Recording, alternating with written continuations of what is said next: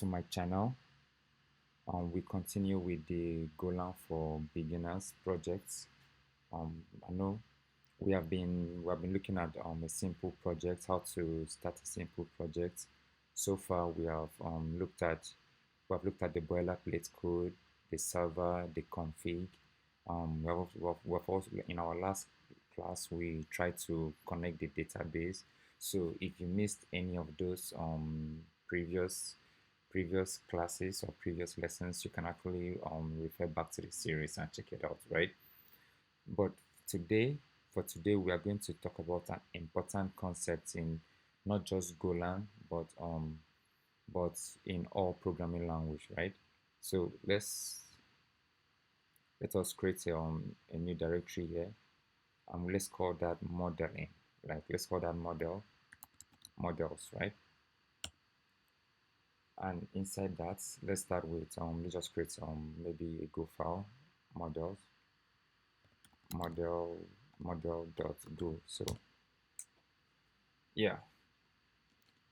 So now this a very important aspect of programming language is what we call OOP, right?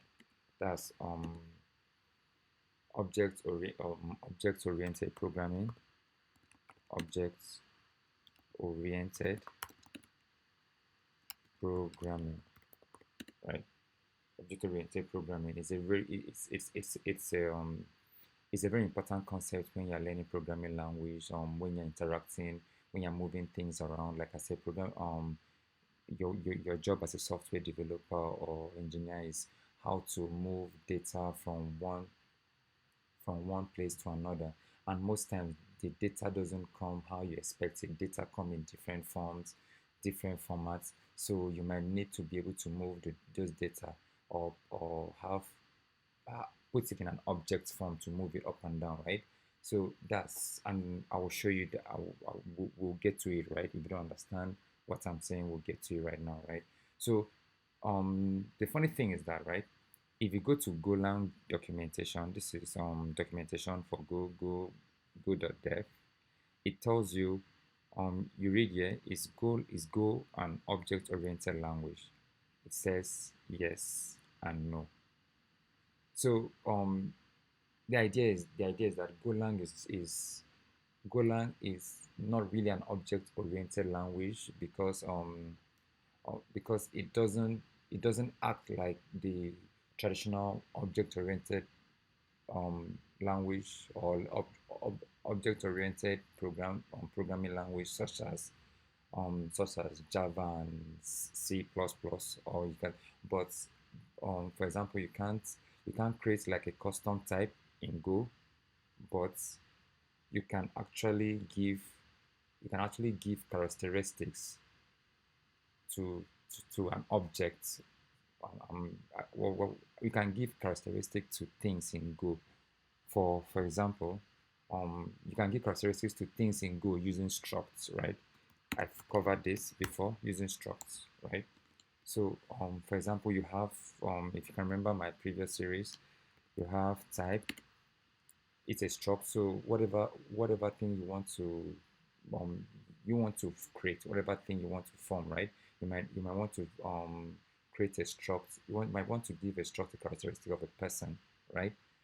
And then you might say something like person, create a struct of a person, struct. And then what characteristic does this person have? Person has a name. Person have a name, and the name is string.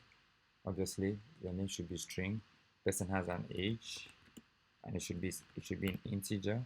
What again should the person do? Can the person talk? Can speak? Something like can speak. Can speak. Then you have bool, right? Either yes or no. Can the person speak? Or yeah, let's not use can speak. Let's just say literate. Is the person literate? Literate. It's yes or no. That's the person educated. Is he literate? Yes, no, right? So this alone you can use this as the basis of your object programming in Go, right? So in Go, in Go, when you're modeling, you model things through structs, right? And you give the characteristics of those things in interfaces, right? Don't worry, we'll get to that in no time. But if this is the first time you're hearing about structs and interfaces, right? I think you should check out one of my videos. My previous videos, I made a video on structs and interfaces, and that should be like kind of like an introduction to what we're about to do here, right? So back to the project. Back to the project. So the project we're working on, the project that we agreed that we're working on is basically a project of news. Want to build kind of like a platform. In case want to build a platform that allows you um, update read your news, create news, update news, delete news, right?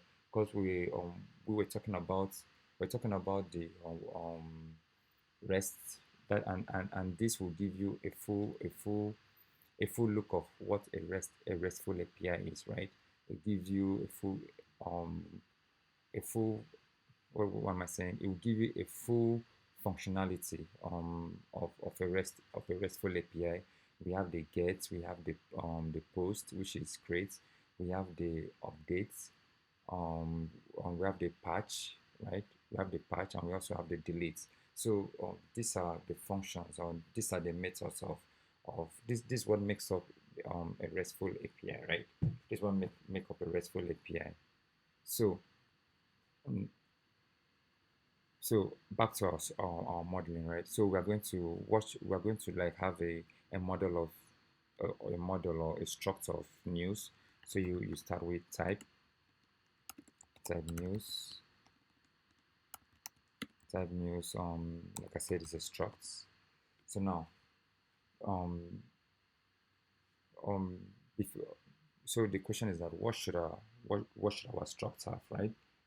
What are we going to put in our structs, more or less? That's the question you should be asking yourself. So for the news, we might want to have like a title. We might want to have like a title for the news, which is string, and yeah, one more thing. Okay, let's just keep going. We'll talk about this later. We might want to have a title which is string, and we might want to have the message of the news, which is obviously string too, right? And let's just keep it simple. Just have the title and the message, and maybe created at, which is time. This is actually in the time package, time dot it should be a time package, I think. Yeah, it is time package, right? So this is gonna be the structure, the model of our news, right? One thing you have to know when you're working with, so now like I mentioned before, your job as a developer or as a programmer, you're just moving data up and down. You're moving data from the source to a destination. Might not be the final destination, but the destination. So for example, now if you're creating a news, you want to collect, you want to get the news title and the message, and let's just say the author of the news, you know, the author, and then and the time it was created, and then you want to take that from whoever is giving it from through the front end, and go and save it in the database, right? And then when you want to get the news, when you want to read the news, you want to take it from the database, or whatever is in the database, the news in the database, and you want to take it and give it back to the reader, right? So um, now there's um there's a thing about this. Now there are two different things we're working with database, and we're working with also the front end, or what the reader sees. And usually for you to there's something called a JSON, right? JSON. So there's something called a JSON. Let me just give you what a JSON is. So what is a JSON? What is a JSON? So it stands for this is what do you call it? As you can see it here from W3 schools, it says it stands for JavaScript oriented notation. JSON is a lightweight format. You can see it here from here for storing and transporting data, right? That's all you need. For example, JSON is often used when data is being sent from. Maybe you can always open it up. This is what coding is all about. You need to understand what you're working on, and then you can always use different things to research. So it says, yeah, JSON is often used when data is being sent from a server to a web page. So that's it. This is we are building a server here. We're actually building like our server here. But for our server to be able to interact with a web page, to collect the title of the news, to get the message, and to get the author, we need to we need to send it through a JSON, right? And it's quite easy. All you have to do is specify that you are going to be reading this thing through JSON, and then you give it the name, you give it a JSON name, right? You give it a JSON name in which you must pass a title with this. You must pass anything you pass with this name is going to be saved here as title.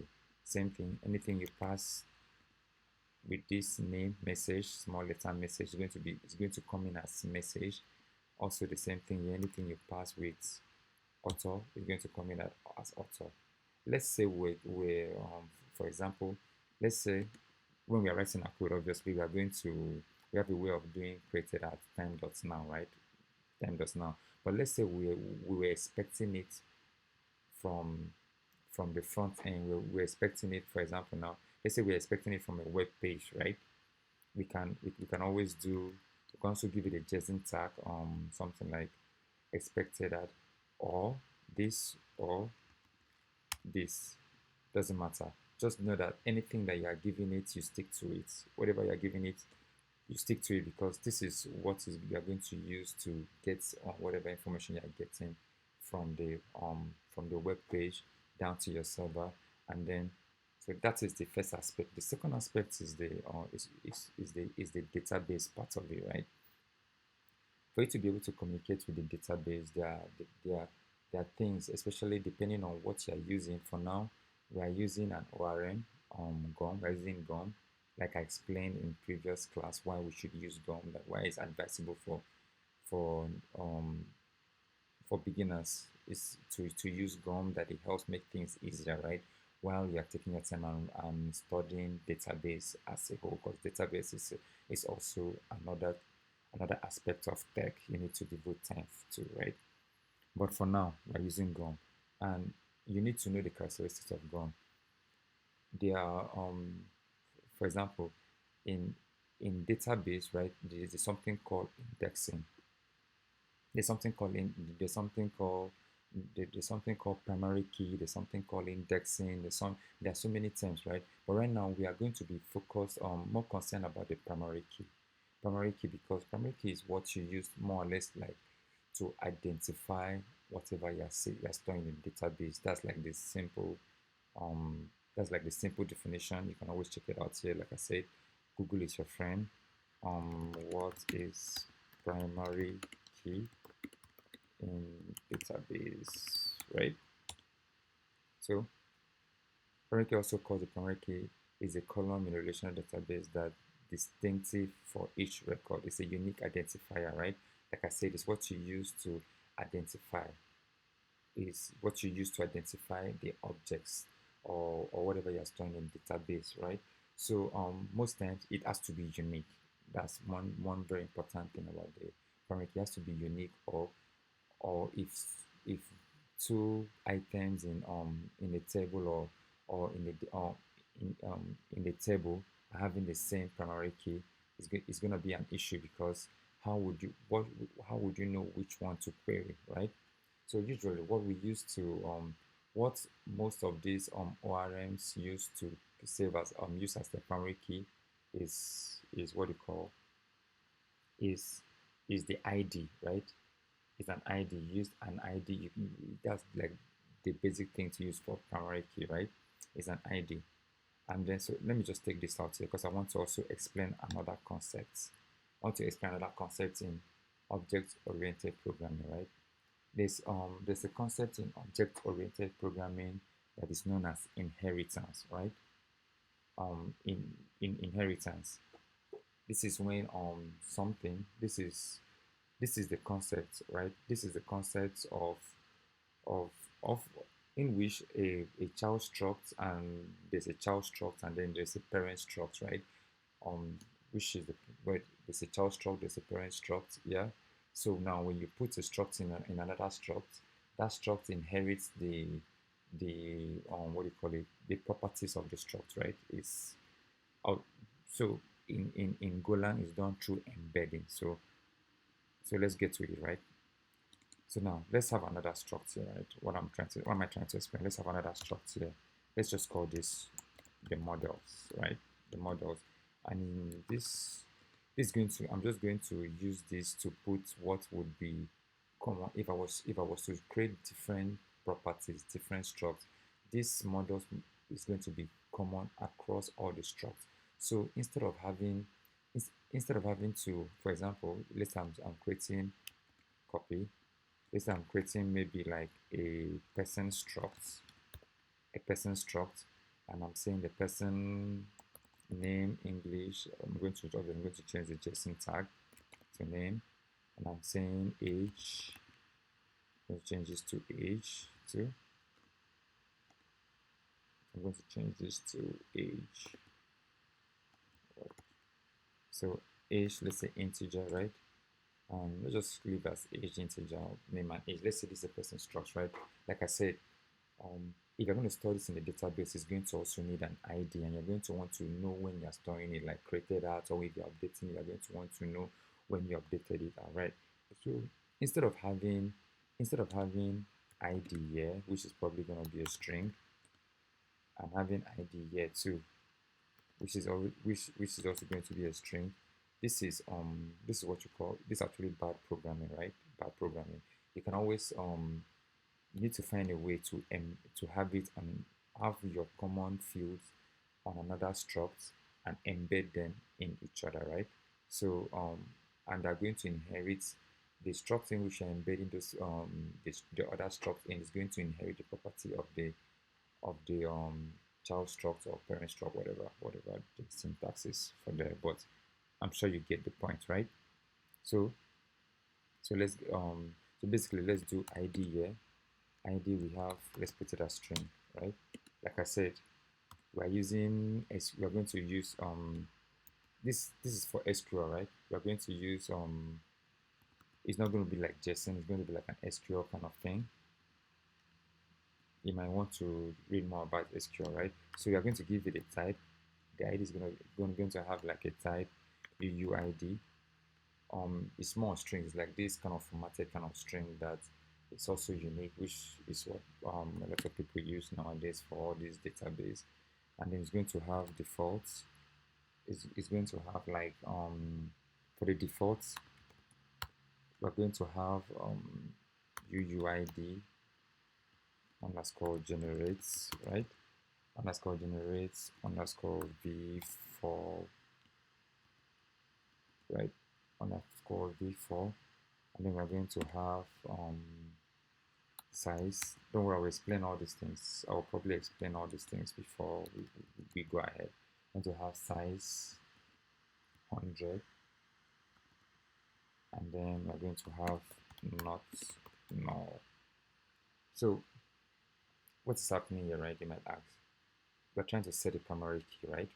And obviously what we are saying is that it should be generated automatically. So you can see it's a type UUID. It's more like a kind of string, a formatted kind of string, and then by default, whenever you're inserting something, this UUID should be generated, because you don't want to keep track of giving it 1, 2, 3, 4, 5, 6, because hackers can easily predict which is after which, right? So but if you generate these things randomly, is a bit safer, right? Because you don't know which ID belongs to which, right? And obviously you're using UUID because so that you might, it's because it's longer, it's not going to come in 1, 2, 3, 4, 5 or something like that, right?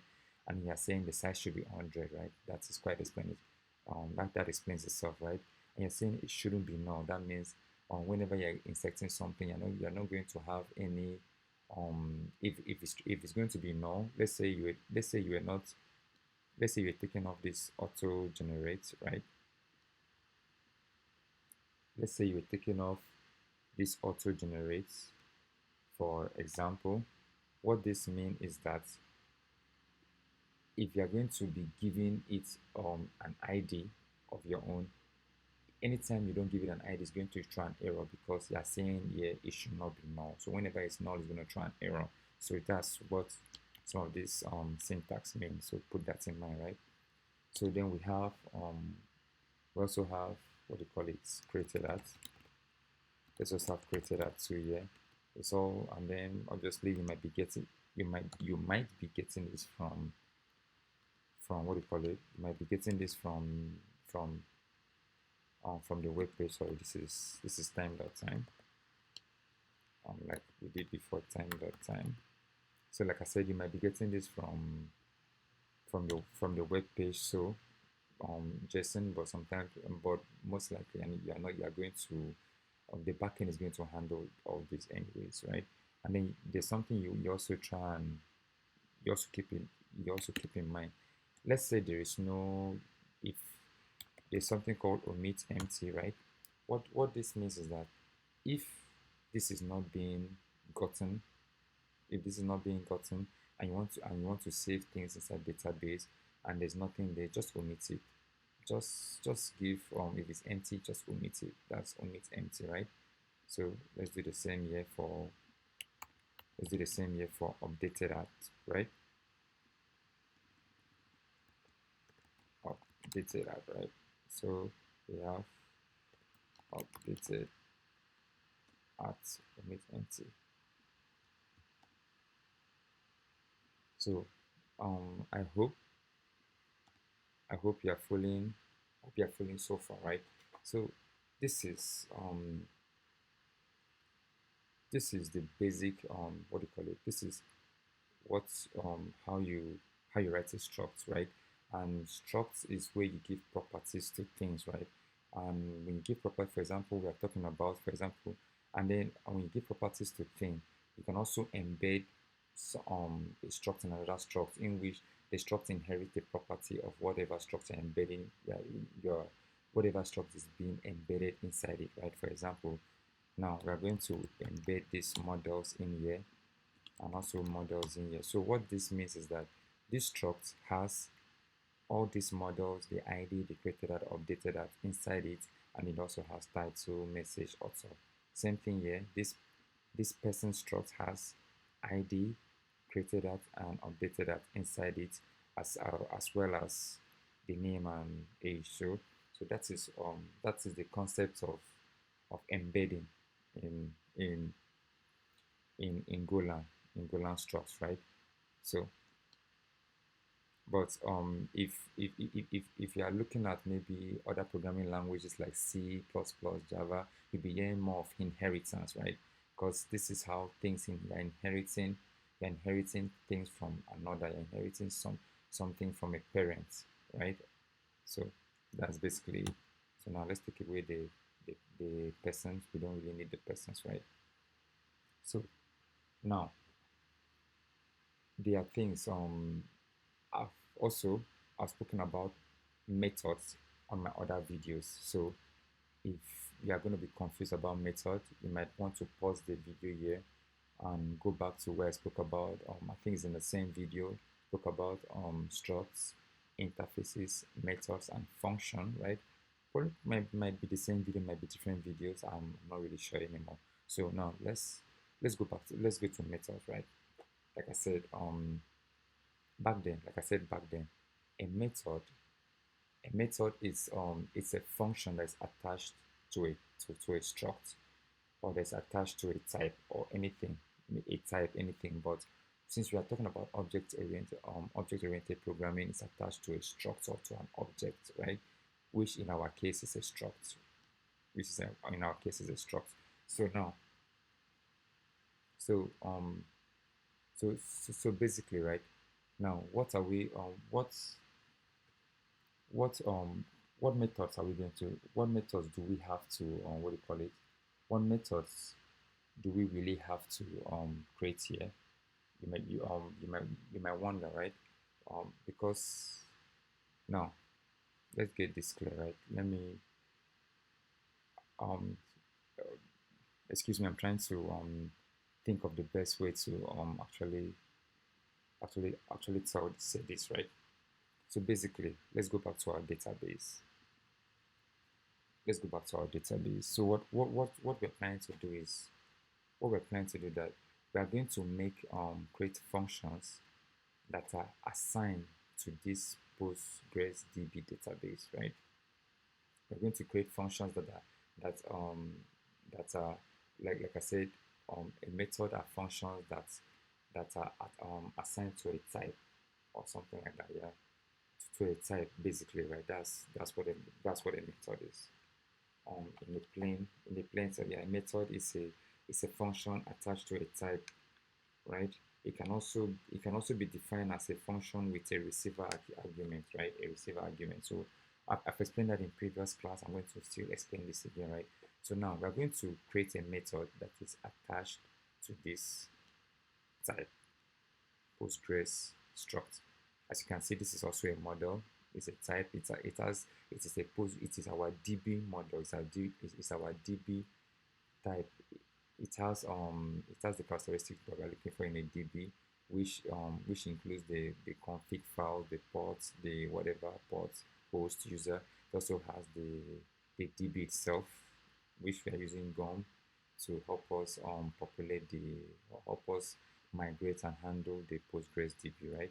So we're going to create we're actually going to create services that are assigned to this we're going to create um methods that are assigned to this struct. So let's just go ahead and create a new Go file, call it services, right?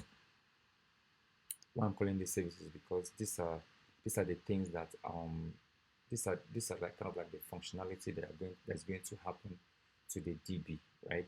For example, like I talked about the reading, the get, the post, that's the get, the post, that's the create, the patch, that's the updating, and what do you call it, the updating, uh, and what do you have, the delete, yeah, the four major methods, right? So now what you should be looking at is those functions, that are assigned to to the database, right? We have put, we have patch. So yeah, so puts, the difference between put and patch, they are basically for updates, but puts you are saying put is if the thing is not there, if what you're trying to update is not there, just create it, put a new one there. But if you're using patch, if it's not there, it's going to throw an error. So if you're trying to update using patch, it's going to throw an error if what you're trying to update is not found there. But if you're using puts, it's not going to throw an error. So that's why we have like five of these rest functions. Sorry, let me just get the name the name um RESTful API, RESTful API terms. Let's see, terms, right? Glossary, or let's just say get, post, put, patch, delete. Like I said, this is how what do you call it? This is how we do things in software engineering. You don't really have to know everything. You can always browse it out. You don't really need to cram code or cram anything. You can research it. So now this is it. This yeah, they are called HTTP methods, right? HTTP method. You can read about it. Let's if you are really that interested in reading about it. So what are HTTP methods? Um, these are methods used to indicate the action of an API client which would like to perform on a resource, on a given resource. So that's alone. What you're saying is that a given resource for us here, the given resource that we are working with is on what they call it is the database. So what would we want to perform on that database? So that's where we come in. We have the get. We want to read from the database. We have the post. We want to create into the database. We have the patch and put, obviously, two different ways of updating the database. Like I've told you the difference. And we also have the delete. That speaks for itself. Back to our what do you call it? So like I said, back to our back to our project here. Back to our project, right? So now let's see. Let's see. We have a Postgres DB here. And I'm going to create methods to do things to that Postgres, to our DB, like I said. So we have func, um, yeah, we have func. Then, like I said, sorry. Usually, a function is you can just say function, for example, get all news. Before we get the news, let's first create the news, right? You can do like maybe function create news, right? Like I've explained functions before. I've explained functions before. Function signature before, so you can always check it out, right? So create news. So so for this function, what are you expected? What are you expecting when you're creating this news, right? That's one thing that you should keep in mind, right? What you would do for you would expect your news, obviously. You're trying to create a news. You're going to get your news, and you're going to have it, and your news is models is your news is type models dot news. So what is saying that type model. So what they're saying your news struct is found in internal models, and you go to internals. This is your internal here. You go to model. That's where your news struct is found. So you're trying to say this is your news struct, right? This is your news struct. So it's as easy as that. And then once you finish doing all your operation that you need to do, what are you expecting back? Usually, once you create a news, you're going to have the ID that the news was created, and our ID is most likely going to be UID or string, right? So you can just use a string, and then if if it's not created, you might want to expect an error back so that you can actually check out what error occurred while creating the news, or while creating this news, basically, right? So like I said, we are supposed to create a method to the database, because this is going to be happening. We're going to be doing things to the database, right? So we actually do need access to that database. We need access to the property of that database, which is database that is stored in our Postgres DB. If that makes sense to you, right? This Postgres DB, we need access to this.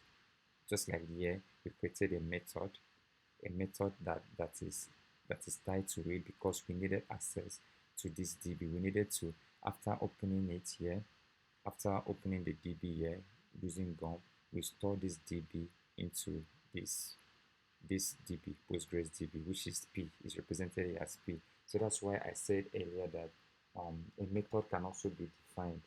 A method can also be defined as a function with a receiver argument. This is your receiver here. This is your receiver. So the receiver has the properties of whatever is here. So the DB is here, the config is here, and that's why we're just initializing it here. So same thing here. You need your receiver argument here too. So you need, because you're trying to store or create something or store something into the database. So you have the Postgres, right? So now you may be wondering why am I putting this star here, right? There's something called there's there's something called pointers, right? There are something called pointers in Golang, right? Maybe I will get into it separately. But in the layman language, right? In an overall view, it is just address location, right? So what you're trying to say is that you're not just passing the value, and then you're not just having access to this value, to whatever value that is present here. You're having access to the whole address location that this is present, right? I know it might sound a little bit off in your ear, but we'll talk about it later, right? Also, I would also like to make this a pointer too. I'd also like to make that a pointer too. So now let's have our create news. How are we going to create news to the what do you call it, to the DB? So we're going to just have, like I said, this is a receiver which has everything that Postgres have, and Postgres has our DB obviously. So we are going to have access to that DB here, and then just there's a property called create. In, like I said, GOM makes this easy. You don't have to start writing queries, create where it doesn't exist. You just call the create property under GOM, right? And then you pass in your news. Then you pass in your whatever your news, right? What am I doing? Pass in your news, and you check out for error, right? So now this is also, since you're expecting error, this is expecting an error, right? So what do you do to the error here? You check if usually you handle your error handling is very important when you're writing in Go. It's when you're in any programming language, because you want to know which error is coming out or what the error is, so it helps you troubleshoot if anything goes wrong, because most likely you're not going to most likely run your code and it starts running everything fine at one go. You need to be able to troubleshoot these errors. So we are going to have handle the error if error is not equals to nil. If error is not equals to nil, we're going to just return what you're expecting a string. Basically here you're expecting a string, so you're going to return an empty string and that error. So what's happening here, right? Like what's happening here now? In this, I know I talked about function signatures earlier. So if you're having a function signature, what you're doing, the name of the function, obviously I explained this is the receiver. This is what is expected from to be passed into the function, and this is what the function is expected to give out. And so right now is a string and an error.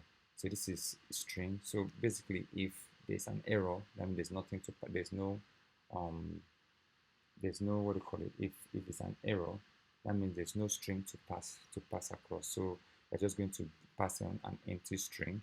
Yeah, there's nothing there, then you just pass on the error. So wherever you get this function, probably in your controllers, you check for the errors and then you do whatever you want to do with the error there. So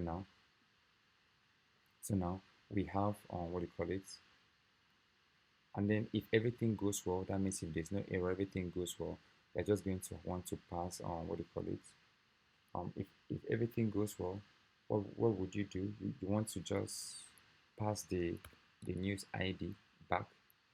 You want to just pass the news ID that you've created, but most you really don't need the ID because you're trying to keep the ID safe anyways, so you don't really need the ID. So let's take this out.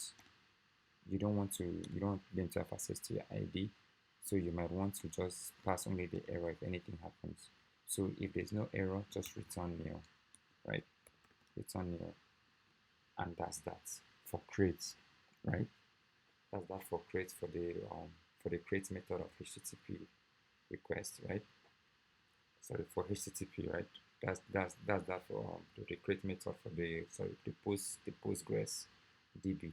This is how you create. This is the function. This is like the method to create inside this Postgres DB, right? So for what do you call it?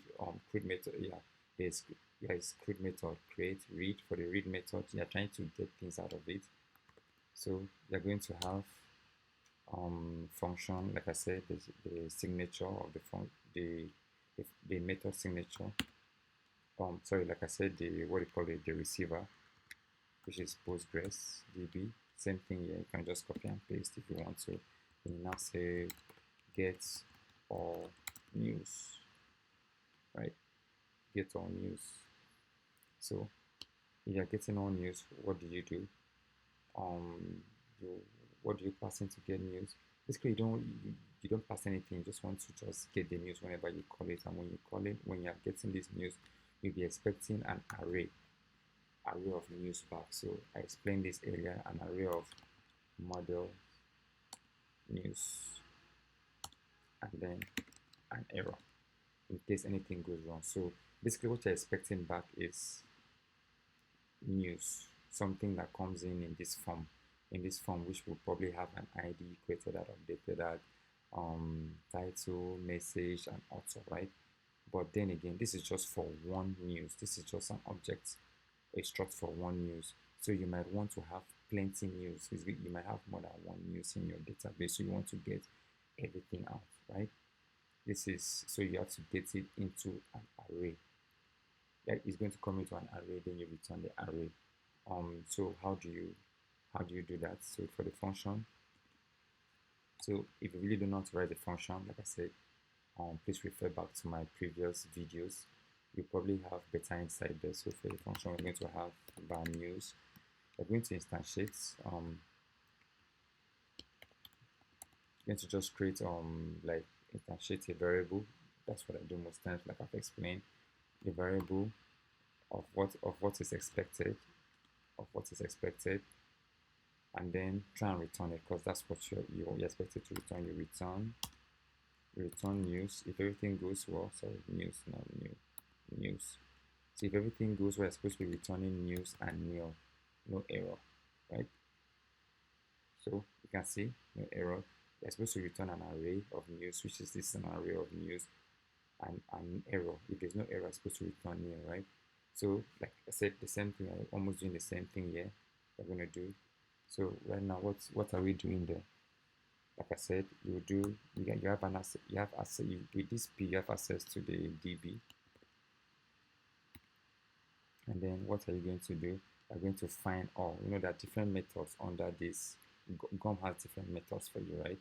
Under this GOM DBs, they say there's create, which we use the first time. Find the first thing because you want to find the first item in the database that has that like for example, you want to find the first item, you're trying to query everything, and then you say find the first, it's going to get the first for you, for example. So then we also have this one. Obviously we have we just use find, right? Once you use find, and this what we're going to find, we're going to find this news, and sorry, we are going to find, we are going to populate news, this news, this model news, we're going to populate it into this variable, and you can see we're using a pointer, right? Because we're trying to have access to the address location, right? We're trying to have access to the address location. So and then we check for error as usual. As you can see, and just handle error, introduce a lookup variable, error, handle error, and then if error is not equals to nil, just return that means if error is not equals to nil, you're going to just return you can just return the news, right? The news is going to be empty anyway, so you can always return the news. Obviously nothing going to be there, because nothing is being populated, it's going to be empty. Then you return the error, you check for the error. Basically that's how this is handled, right? So for the updates, they also have updates. So that's a lot. That's a lot for today though. So anyways, we have updates. So let's just copy this, right? I'm feeling a bit lazy right now. So let's copy this. Have change this, update news, update news, right? Get news. And we have get news, we have update news. Let's just have the update news. And for update news, we are going to have what are we going to have here, right? Update news, we're just going to obviously take all this out. Once you update the news, what are you expecting? Expecting just an error. If it doesn't update, it should give you an error. So if everything goes well, you should only be you should be expecting new. You should be expecting if everything goes well. So for the news, what are you going to update? You're going to pass in the ID of the news that you want to update. Let's say string.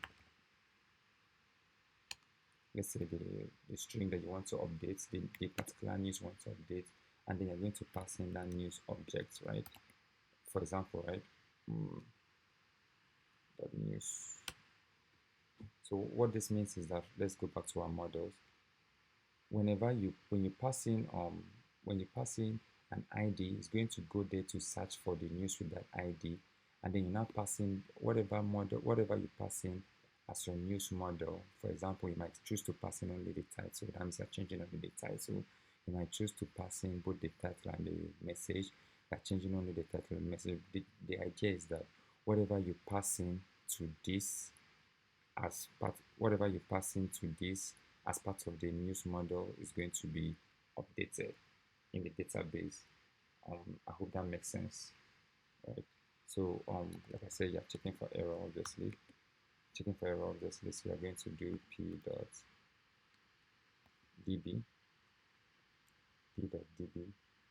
and then we are going to so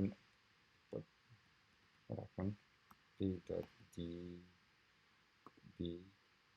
dot. So the question is that where do you want to go and update? Like which table? Normally, the question is that which table are you going to update? And now, for example, the table is represented as our model, right? The table, the table in the database is actually represented as our model. So we are going to have something like we are updating, we are, we are updating this model or this table, which is basically just don't worry about it.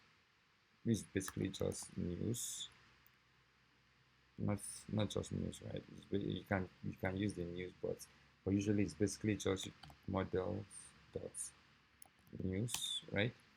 So that's the table or that's the model that we are interested in updating, right? So that's what that means. And then you now go where the ID is equals to comma question mark the ID that is being passed in. Where the ID is equals to that ID, what you do is updates, because you're updating, you might be updating more than one field, right? So you update news, and then you expect error. Basically, what you same error handling that we have been doing before, just copy paste, move on with your life. So for example, see, you're not expecting the news here, you're expecting error, not news. So we take this out. So that's that for this is what we're working with. By the way, we're working with this. We're working with CRUD, which is create, updates, delete,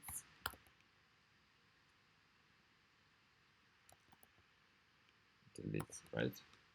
So that's what this is what we're working with basically, right? So now we have done the create news, we have done the read get all news. Let me just change this to read all news.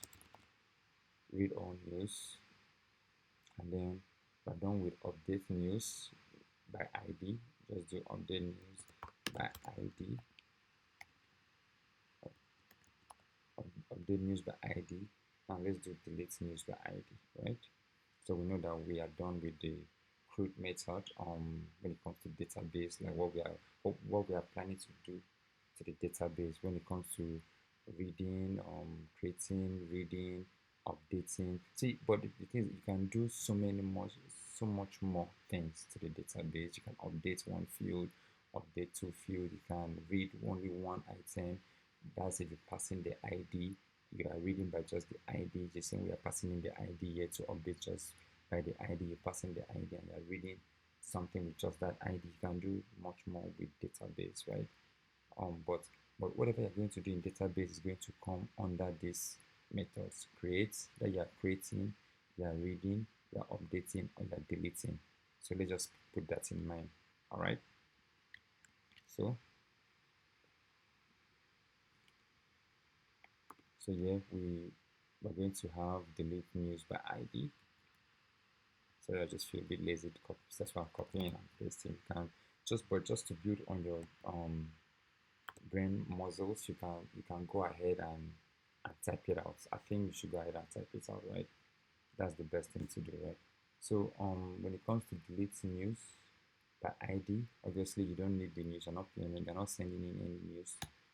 So all you're doing is you're deleting the news. So I think this is quite easy. You're just going to have models. You're going to have you're deleting from what? I think this is the same. So let me just take this out here. Take this out of here. I'm going to do this dot delete. Yeah. So what are you going to delete? I'm going to delete news. We're going to delete from which the question are going to delete from which table, and that is I'm going to be deleting from, like I said, the models dot news. Oh, come on, the models dot news. You are deleting from the models dot news table, and then what are you deleting? You are deleting ID. Deleting ID equals to the ID, right? Then so equals to sorry, comma ID. Then you check for your error. So well, that's it. That's it for what do you call it? This is it for the operations, like the basic CRUD operations that are going to happen to the database. Be it that you're going to create, read, update, delete. This is basically it. So um, I know this is a lot. This gets into 1 hour of coding, probably learning new concepts. So I would say try this out. Write this, do more document, read more documentations, or do more research on database queries and what you can do with database. So in our next session, our next video, possibly not too, hopefully not too long, we are going to talk about how to call this, right? How to make it we're going to talk about interfaces basically, right? We're going to talk about interfaces, how to call these methods that we have written for the Postgres DB. So once again, thank you for staying tuned. Thank you for watching the video. Please go ahead and like, subscribe, share. This keeps me motivated.